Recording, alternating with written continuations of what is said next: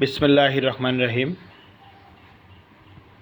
অনেকেই বর্তমানে আতঙ্ক আছেন যে কোন ব্যাংকে আমানত রাখলে নিরাপদ থাকবে, কোন ব্যাংকে আমানত নিরাপদ থাকবে না। অনেকে আইএফআইসি ব্যাংকে আমানত করেও দুশ্চিন্তা করছেন ব্যাংকটি নিরাপদ কিনা। প্রথমে আসি ব্যাংকটির মালিকানা নিয়ে। 1976 সালে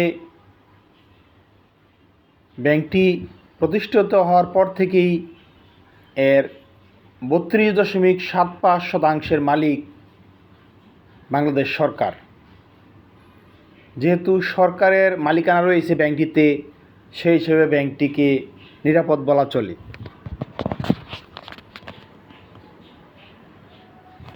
ব্যাংকটির পরিচালনা পর্ষদ পুনর্গঠন করা হয়েছে।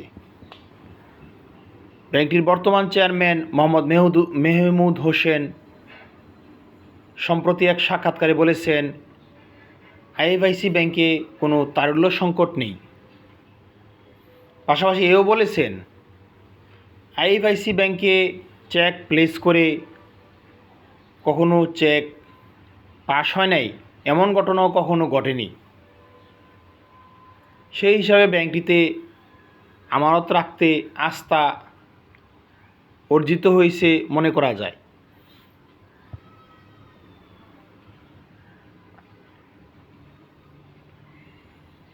সামাজিক যোগাযোগ মাধ্যমে ব্যাংকটি নিয়ে কিছু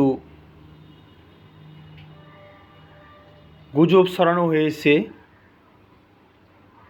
সেই প্রেক্ষিতে আইএফআইসি ব্যাংক তাদের বক্তব্য প্রকাশ করেছে যে এইসব গুজবের কোনো ভিত্তি নেই।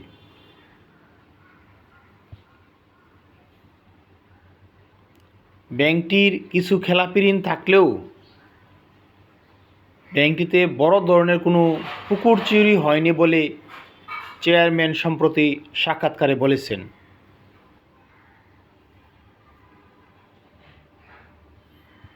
ব্যাংকটির লেনদেন এখনও পর্যন্ত স্বাভাবিক আছে।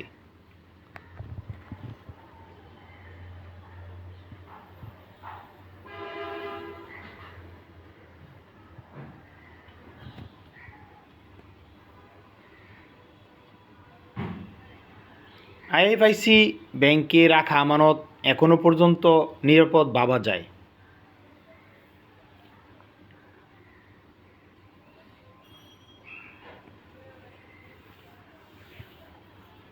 বাংলাদেশ ব্যাংকে খবর নিয়ে জানা গেছে, আইএফআইসি ব্যাংকের বিধিবদ্ধ জমা সংরক্ষণে এখনও কোনো সমস্যা হয় নাই।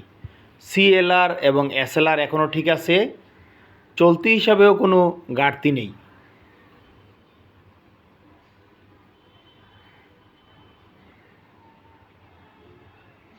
বাংলাদেশ ব্যাংকের গভর্নরও বলেছেন, ব্যাংক আমানত নিয়ে কোনো দুশ্চিন্তার কারণ নেই।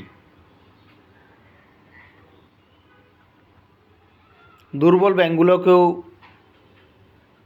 বাংলাদেশ ব্যাংক গ্যারান্টির মাধ্যমে অর্থ সরবরাহ করতেছে। সুতরাং বলা যায় আইএফআইসি ব্যাংকে আমানত এখনও পর্যন্ত নিরাপদ আছে। তারপরেও জেনে শুনে বুঝে আমানত রাখতে হবে। সময়ে সময়ে ব্যাংকের সার্বিক অবস্থার খোঁজ খবর নিতে হবে।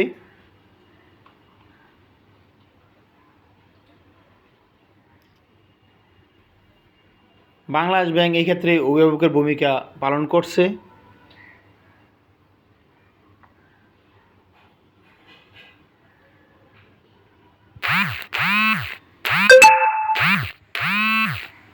এতক্ষণ সঙ্গে থাকার জন্য সবাইকে অনেক ধন্যবাদ।